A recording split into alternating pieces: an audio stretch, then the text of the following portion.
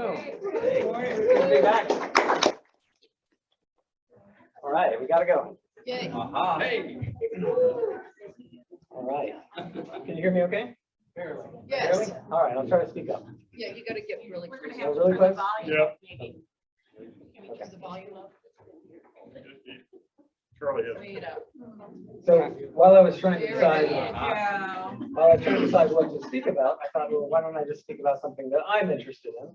So, I don't know if this would be of any interest to you or not, but let's give it a try. If you don't like it, you don't have to invite me back in September. So what does the Bible say about gold and silver? This has just been on my mind recently, and while reading my Bible, every time I see something interesting on that topic, I wrote it down and ended up with a list. So that's where this talk started. All right. Okay, so what does the Bible say about gold and silver? So I want to go back in time, just a historical note. I was starting college back in the early 90s. There was a recession going on, and my parents had a fund, an investment fund for my college. Somewhere in the recession, it all disappeared. So I was left like, okay, I can't really pay for college and wasn't comfortable going into debt. And so what did I do? I went to Alaska. So I left Texas and went to Alaska to try to find a job. There's Texas superimposed on Alaska just for the sake. When I got to Alaska, one of the first people I met said, "Oh, you're from Texas? Well, you Texans need to behave yourselves, or we're going to divide ourselves in half and make you the third largest state." True story. He actually said that. All right, so I ended up in Southeast Alaska. They're in the blue circle. I started fishing. I was fishing for the summers. These are silver salmon, kind of a different kind of silver, if you will. And then on a different summer, I was fishing for Dungeness crab, maybe a different kind of gold. Neither of these panned out all that well. So, but there was one interesting thing that caught my interest. While I was in Alaska, I met a married couple. That's not actually them. That just sort of represents them. They did not live in Alaska. They lived what we call down south in the lower 48, but they would go to Alaska every summer and they would pan for gold. And I don't know where, maybe closer to the Klondike region, maybe, I don't know. But they told me that they made just enough money in that summer, so 3 or 4 months of work to let them go back down south, and they could just have freedom for the other 8 or 9 months of the year. And I thought, well, that's interesting. And so they weren't doing it to get rich, not from a monetary standpoint, but they were very wealthy in terms of freedom and time. And I was like, oh, note to self, this is interesting. So if I could go back in time, I would just tell myself, hey, go ask them how they do it, where, how to file the claims, and maybe even apprentice to them for a while, because that would be interesting. So that's kind of what made me aware of gold. Just started to make me intrigued by it. So not necessarily something about greed here. Oh, we're stuck. Are we not moving? Yeah, we're stuck again. Every time we go, I think every time you admit somebody, you get stuck. How's that? Is that your next slide? I don't know. Yeah. Okay, we'll go with that. Okay. Just tell me when to advance them. All right, I'll say next. Okay, so another reason I'm interested, fast forward several years, and as we know, the stock markets are having a few little rumbles, and I look at my retirement, and I'm like, oh, before I was thinking, hey, maybe I can retire early. Now I'm thinking, oh, maybe I don't know if I can retire at all. So I like that one. Yeah, this kind of shows my feelings. I'm going to retire someday and live off my savings. What I'll do the second day, I have no idea. So that also makes me, interested in the question of gold and silver. Is there something better in terms of investments? Next.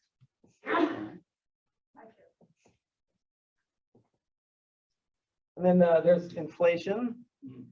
So yeah, when you get a 3% raise, woohoo! But then inflation is, it keeps changing. Now it's maybe officially 9.1%. So that's interesting. Now that also makes me wonder about different investments as well. Now, I say 1970 style, next. 1970 style, because here, yeah, so here you can see there in yellow, the big yellow, that's those would be inflation spikes in the 70s. And then to the right of the screen, you can see the current inflation spike. And it's, you know, I'm not saying this is predictive, this is just descriptive. But, you know, maybe, just maybe, we're looking at something like what we saw in the 70s. And if so, that's good for me to just keep in mind while I think about investments. Next. Okay. All right, so this is a test, or I want to see if you can fill in the blanks here. Gold is a something against inflation. Hedge, all right, we all know this. Good, good. Next.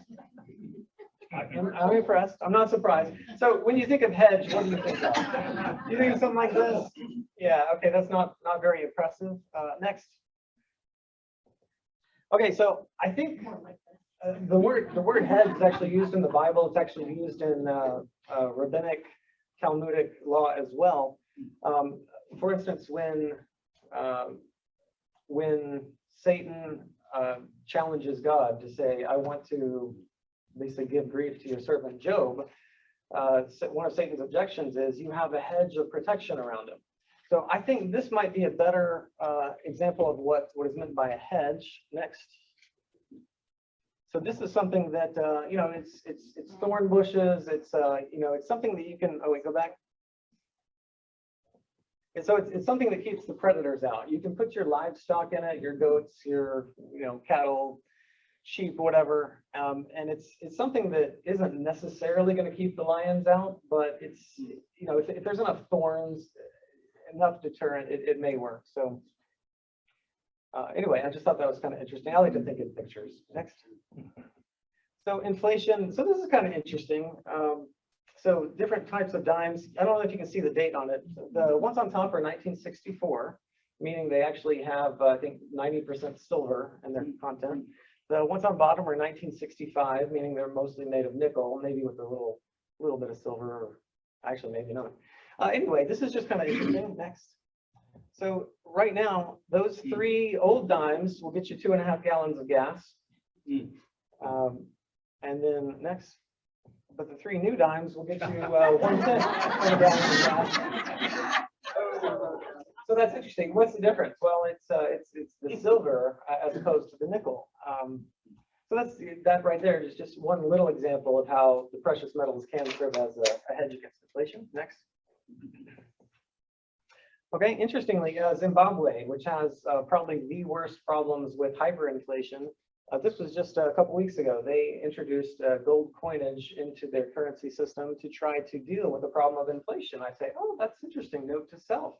Well, we'll see how it goes. I mean, it could also be too little too late because they've got the worst inflation of any nation. But we see similar things going on in Turkey, also in Venezuela, which also has hyperinflation. If you did some mining and you have some gold flakes or gold nuggets, you have the ability to purchase. You have purchase power.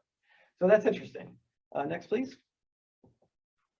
All right. So I'm not sure if this chart is right, but it shows the purchasing power from 1920 to today.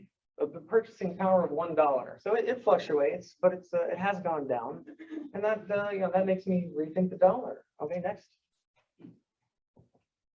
Oh, I got to go back one. Cool. All right, so and then I think, well, what are dollars anyway? There was a time where we were on the gold standard. I think in 1933 it started to move away from it. Then 1944 we moved back to it, the Bretton Woods. And then 1971, there was basically a total separation. We basically went off the gold standard. And so since then, when I look at my Federal Reserve notes, I'm like, well, what is this? Are these, I mean, obviously they do have value. We can go buy stuff with it, but aren't they just little paper notes of debt? And we're not quite even sure who we owe it to. And right now, according to usdebt.org, is it 30 trillion for the national debt, 91 trillion for total debt? And then, some people say, it doesn't matter because we just owe it to ourselves. Other people say, well, we owe it to our grandkids and all that. So it might matter. Next. So Doesn't matter. So just in the last week or two, there was an announcement from the BRICS nations, Brazil, Russia, India, China, South Africa, also a little bit with, I think, Turkey and Saudi Arabia kind of in the wings as well. There's a serious talk. Now, there's always been a little talk, but now there's serious talk about a new world reserve currency. Now, the US dollar or the petrodollar has been the world reserve currency since 1944.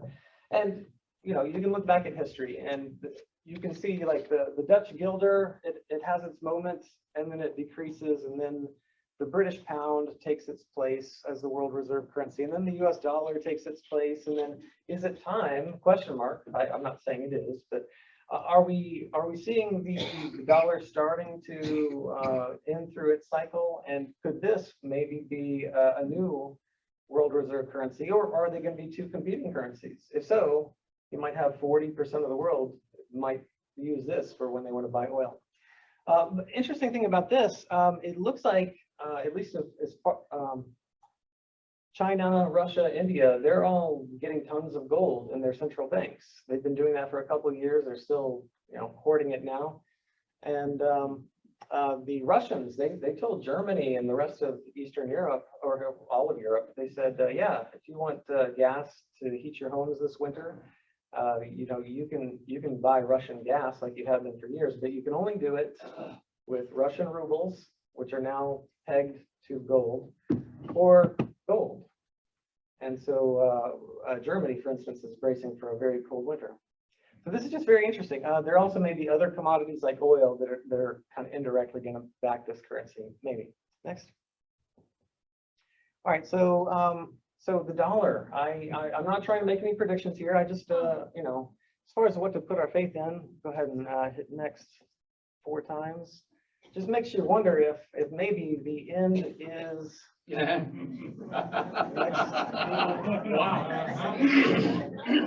So I'm not saying it is, and even if the dollar eventually doesn't become the main world currency, it's not going to happen overnight. It may take several years. So I'm not trying to cause any panics here.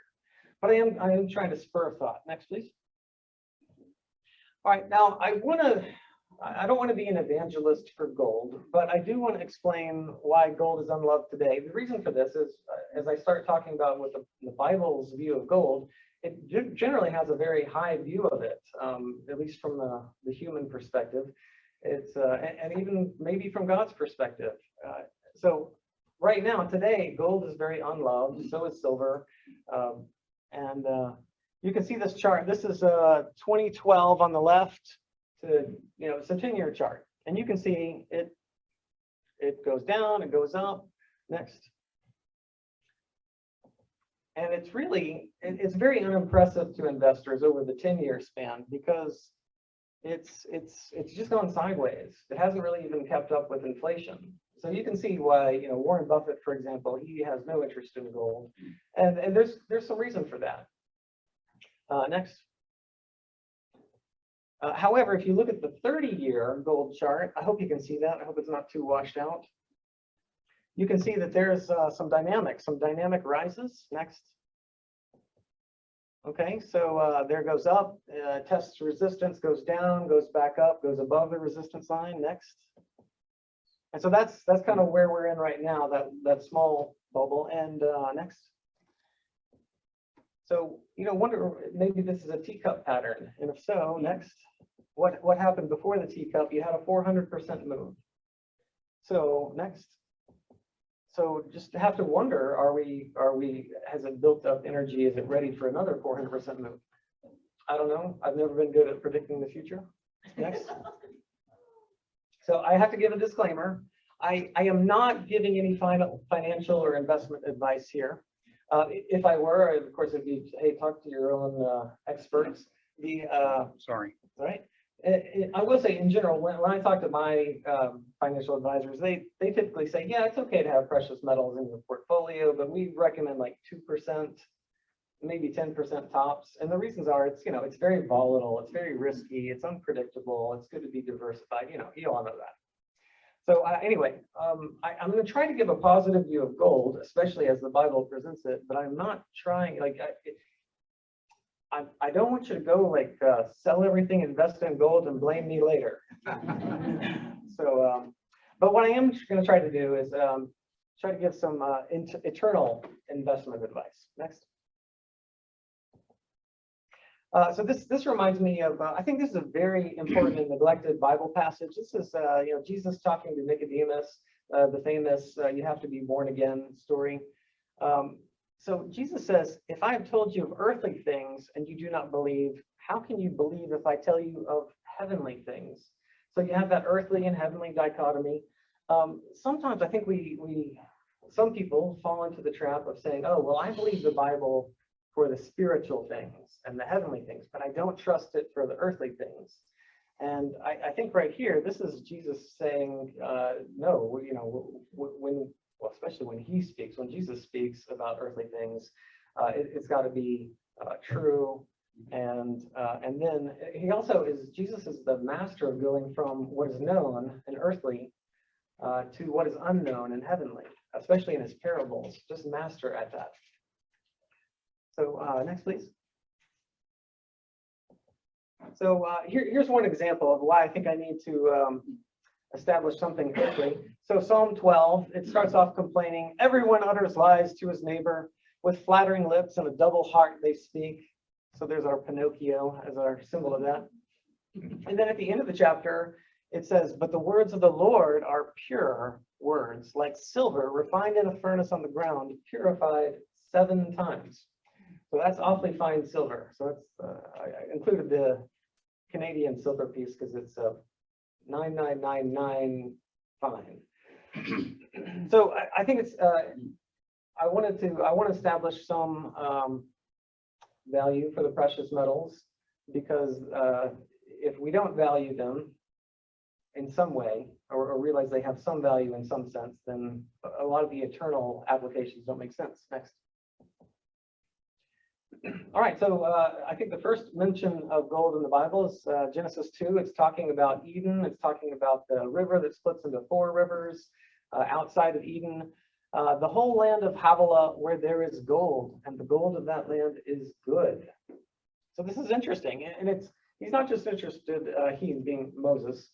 So here you have the Prince of Egypt, educated in Egypt, Bronze Age. He's interested in the mineral wealth of different lands. I think he's saying, gold is good. We don't necessarily have to say gold is bad. And it's not the only thing that's good. He likes bdellium and onyx stone as well. So that's kind of interesting too. Next. All right, so this kind of reminds me of Genesis 1, going back a chapter, after the 6 days of creation. It's basically summed up saying, and God saw everything that he had made, and behold, it was very good. And of course, that includes all of the elements. I'm not trying to champion one element over another, but you can see those guys right in the middle here. Those are the precious metals, silver, gold, palladium, platinum. There is something very special about those. They have special properties. Next. For example, if you like smartphones, those definitely have gold and silver in them. That catalytic converter under the car, why are so many of them being stolen today? Palladium and platinum, right? There's a lot of silver in solar panels. We talk about the green revolution and electric vehicles and such. There's going to be a high demand for silver, presumably. So yeah, there is something special about it. Next. Yeah, copper too, yeah. All right, so I'm going to skip to the New Testament here, kind of Christmas story motif here. You all know this. What gifts did the wise men bring to Jesus, the baby Jesus? Gold, frankincense, and myrrh. Next. Right.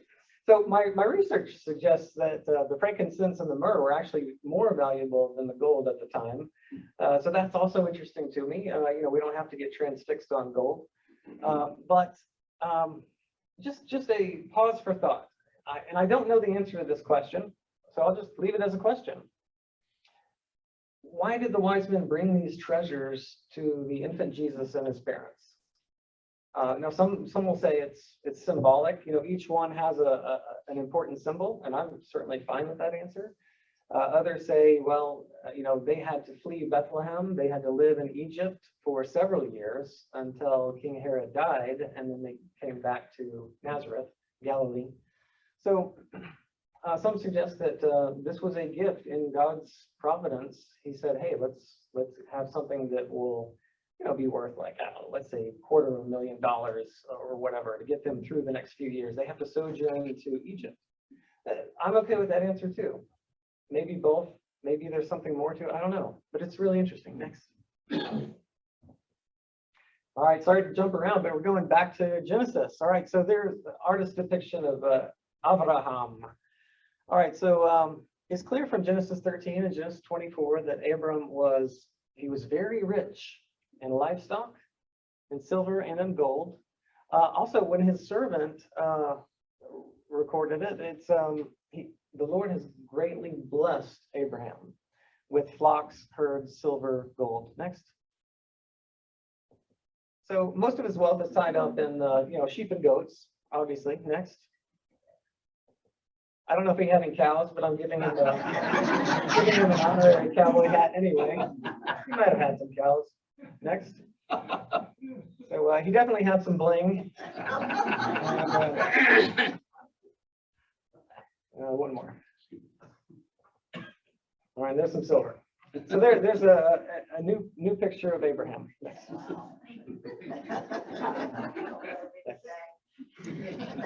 All right, so now I'm going to jump back to the New Testament here in the book of Acts, Acts chapter 3. So I just said that it was a blessing for Abraham from God to have all that wealth. Now, does that entitle us to have a health, wealth, prosperity gospel and say, oh, well, we all need to be wealthy then, or else we're not blessed by God?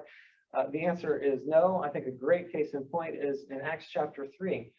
This is a scene where Peter and John, the apostles Peter and John, are going towards the temple. They're about to enter the temple, and there's a beggar who's lame. He's unable to walk since birth, and all he can do is sit on the steps leading up to the temple and beg for alms. So Peter hesitates, and he gets his attention. The beggar thinks, okay, Peter's just going to give me some money. And Peter says, "Silver and gold have I none, but what I do have, I give to you. In the name of Jesus, be healed." And he's healed, he walks, and he becomes this amazing testimony. And that opens the door for Peter to preach in the temple courts, such that 3,000 believers, 3,000 people repented and were baptized and became part of the first church. So all I have to say, Peter and John, they were blessed in other ways, but they didn't have silver and gold. So, all right, next. All right, plundering the Egyptians. All right, all throughout the book of Exodus, here and there, you see that the Israelites, who had spent 430 years in Egypt, several of those years as slaves, when the Lord delivered them, with the help of Moses, a little help, not much. When he delivered them, he told them in these three passages, go and ask the Egyptians. Go ask your Egyptian neighbors if they'll give you something of value. And they specify silver, gold, jewelry, clothing. So portable wealth. And it's all voluntary. It's not at a sword point saying, all right, you Egyptian, you've been, we want, reparations without compensation. No, God actually softened the hearts of the Egyptians, partially through the 10 plagues. To make them eager to, I think a lot of Egyptians felt sorry for the slaves that had now been freed. So that's actually, so it shows this can be a store of value, a store of wealth. Next. All right, now this is just an aside. If you're in the mood to watch a documentary that's really interesting, a lot of people don't necessarily believe that the story of the Exodus, the slavery in Egypt, the 10 plagues, a lot of people don't necessarily think that's historical, both Jews and Christians. A significant percentage think it's, just a spiritual tale or something. Anyway, if you want to watch this documentary sometime, high recommendations for it. It'll give you pause for thought, and there may actually be some really interesting evidence there. Next. Oh, wow. I've got 1 minute left. All right, or maybe 5 minutes. All right, so yeah, Exodus 20, of course, God makes it very clear to the Israelites, don't make any gods, any idols. Oh, 10 minutes? All right, 10 minutes. Woo. All right, you may have to interrupt me when you need to. Okay, so of course, we all know this. God says, don't make any idols out of silver and gold. Now, why would that even be tempting? Well, there's something very glorious about refined silver, gold, electrum. It's yeah, it's shiny. It's you know, heavenly, ethereal sort of thing. And then, of course, Exodus 32, with Aaron's help, they offer some of that gold they got from the Egyptians, and they make the golden calf, and they say, this is the God that led us out of Egypt. What can you do? So on one hand, don't make idols. Next. On the other hand, a lot of that gold that came from Egypt went into the tabernacle. God said, again, this was voluntary. He said, if anyone desires to give some of their gold, silver, bronze, yarns, cloth, you know, oil, spices, onyx, and stones, you know, let them give it to craftsmen. And I think this is interesting. The Holy Spirit actually gave the craftsmen skill to make this to the exact specifications God gave, and it must have been really interesting. Next. So presumably there's a fair amount of silver and gold in there, but as far as lighting it, there's only just like one menorah for light, as far as I can tell. Not a lot of light. Of course, the thing that really gives it glory is the Shekinah glory of God, which would have made that a spectacle, a sight to behold. Next. So, of course, when we go from the tabernacle to the temple, there were you know, 2 temples, and we're talking, you know, looking forward to another temple. Not just a temple made of stone and cedars from Lebanon and such, but something where the Lord actually comes back in his Shekinah glory, a manifestation, a localized manifestation of, you know, a part of his glory, where people can actually see it. Next. Isaiah 60. So this is a really interesting chapter. It talks about a future time. Next. Next again. This is when the glory of the Lord will be in Zion. Another one? Yep. And the nations will be attracted to that light and glory. So we're talking, you know, we're not talking symbolically, we're not talking spiritually, we're talking about actual temple on earth where the glory of God comes back to the temple and it can be seen. And so if someone says, yeah, I don't believe in God, you can be like, well, you might want to go to the temple and see the Shekinah glory. It's not the full glory of God, of course, but it's enough to get your attention. Also, the wealth of nations shall come to Zion. That's, I think, where Adam Smith got his title of that original book on capitalism, The Wealth of Nations. So that's something future as well. Next. So the wealth in terms of camels. Next. And of course, the camels maybe are part wealth and part delivery system of wealth. Next. Gold and frankincense from Sheba. So it's interesting, frankincense is still a value in this future time, but gold is still there too. And that, I took note of that. I thought that's interesting. And, you know, it doesn't say Bitcoin. It doesn't say Ethereum. And not that those don't necessarily have utility, but, you know, we're looking at the future and gold is still there. So that's just interesting observation. Next. Sheep, rams, that's a big deal. Sure. Next. Yeah, the great trees of Lebanon, and right there you start thinking, yeah, we're talking about building a temple in all likelihood. Next. Yeah, sacrifices on the altar, so definitely temple motifs there. Yeah, some of this. So I think a lot of this wealth is going to go into adorning the temple. The coastlands, which I would assume pertains to us and others, we're going to bring silver and gold for the Lord. Now, God himself here says, instead of bronze, I will bring gold. Instead of iron, I will bring silver. Instead of wood, bronze. Instead of stones, iron. So there's kind of a hierarchy of materials of what's valuable, functional, and or precious. You can definitely tell this will be future because in this day there will be no more violence in your borders. There's a lot of violence going on right now around there. You know, may I comment? Yeah. Talk about cedars of Lebanon. Mhm. And the cedars of Lebanon are almost extinct today. When Jesus Christ returns and the rivers of living water go forward, the earth will be healed. So I that's like that. Amen. And then also very interesting, the sun shall no more be your light by day. So there's going to be a glory where the sun is going to be unnecessary. So something to look forward to. Next.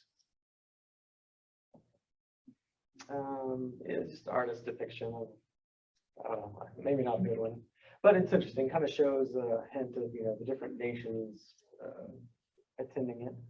Next. All right, now New Testament application. We're going to jump back to the New Testament here. Paul talking to the Corinthians. He's going to say something that's a little difficult to understand. I have to admit, I'm still trying to make sense of it. I can make partial sense of it. So Paul likens himself to a skilled master builder. He lays the foundation. Okay, so this is his life work as an apostle. This is his mission as an apostle. And of course, that foundation is Jesus Christ. There is no other foundation. Now he switches from himself to us, so that as an apostle, he's laying a foundation of Jesus for the church, where church is. Now, if anyone, so now he's talking about us, I would say, if anyone builds on this foundation with gold, silver, precious stones, and then here's another category, wood, hay, straw. Okay, straw, that's interesting. Each one's work will become manifest, for the day will disclose it. It will be revealed by fire. It's kind of strange. The fire will test what sort of work each one has done. All right, that's okay. That makes sense to me. If the work that anyone has built on the foundation survives, he will receive a reward. If anyone's work is burned up, however, he will suffer loss, though he himself will be saved. Important point, don't miss that one, but only as through fire. Next. And next. another one. Yeah, thanks. Okay, so here's some thoughts. What are you building your life on? What are you building with your life? Next. Are you building on the right foundation? And next. Are you building with materials that will survive the fire? And I sort of take the fire as a transition from the temporal earthly to the eternal heavenly. And there will be a judgment involved. Next. Are you ready for both judgments? So I want to indicate here that there's more than one judgment mentioned in the New Testament, and there's several judgments. I'm going to suggest that we will go through at least two judgments. One will be not based on works that we have done. One, I think, will be based on really one question. Who do you say Jesus is? Have you invested your faith in Jesus? Is that your real investment for all your biggest problems in life and in the afterlife? But there's also an additional judgment as well that will deal with our works. It has nothing to do with whether you're going to end up in heaven or not, but there will be rewards. Next. Yes. All right. So just some pictures. I thought this is interesting. Nothing wrong with wood. There's good stuff we can build with wood, but we just want to be careful because we may think, hey, I'm building something good, but if it doesn't survive the fire, well, okay, it was good. It wasn't. Sometimes good is the enemy of the best. But I also like this picture because it kind of looks like us. We're in this together. We're building the church, if you will, right now. Next. And then here's just a powerful image of a building on fire. What remains? Mike, how are we doing? 1 minute? Okay. All right. Ready? Yes. Next. Let's get that. Okay, good. I'll sum it up. I'll finish with this. Paul's note to Timothy: as for the rich in this present age, and I think we would all classify as rich by those standards, I charge them not to be haughty, nor to set their hopes on the uncertainty of riches. That includes gold for sure. But set your hopes on God, who richly provides us with everything to enjoy. We are to do good, to be rich in good works, to be generous and ready to share, thus storing up treasures for themselves as a good foundation for the future. Next. And I think I already asked this. What are we setting our hope in? Next. The answer is it's inscribed on our coins. In God we trust. Of course, we look at those coins and we don't even see that anymore, but there it is. And I appreciate the fact it's there. They try to force us back to it. And next. So it's different to say in God we trust than in gold we trust. So I want to make sure you know that that's not what I'm trying to say. I'm not trying to say we should put any hope or trust in gold or precious metals, but keep in mind the Old and New Testaments do have a relatively positive view of it as a store of wealth. And so that maybe in September, we'll get into some more of it.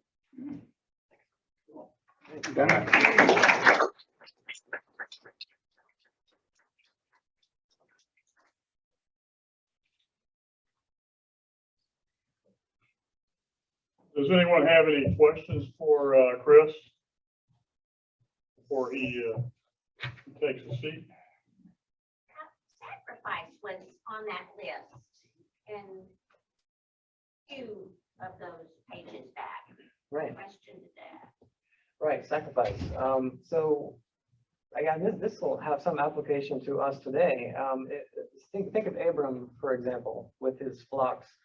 A sacrificial system. It was not an easy thing for them to take one of their goats or sheep, take their wealth and give it to the priest, sacrifice it on the altar, have it given to God. That's, if you sacrifice an oxen, that's kind of like almost like sacrificing your car, your vehicle. So, did the flames and the smoke of these animals actually really do anything for God? Probably not, but I think the point is God really does appreciate, and in some senses, for some, there's different sacrifices. But for like a free will offering type sacrifice, God really appreciates that. When you're giving generously from the heart, where, you could enjoy that wealth, but you say, no, I'm going to give it to God, to God's kingdom. Did that help at all? It did. And so the sacrifice could be a lot of things. It could be, your sheep, your oxen, your gold, your silver, or the widow who had like 2 copper pennies or whatever. God really appreciated that as well. So, God knows everything. He knows the intentions of the heart. Jesus said she gave more than all the others. Yeah. So, yeah. The sacrifice is still important. And I, note to myself, what can I sacrifice? Time, talents, more. This is more disinformation. I forgot all of it. The frankincense and myrrh, the gold represents king, and myrrh is embalming fluid. It's what you use to embalm, and I forgot what the other one was. That's the reason I didn't say anything. Yeah, gold. So you said gold is representative of He's a king, nobility. And the myrrh is the myrrh, embalming because he will die. And the death. third means something else that I forgot. Yeah, I did too. I forgot to. High priest, incense, high priest. Incense, high priest. Oh, I like that.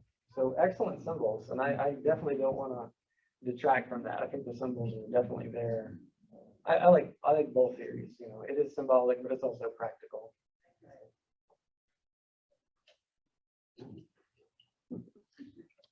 Thank you, Very Chris. good. Thank you so much, Chris.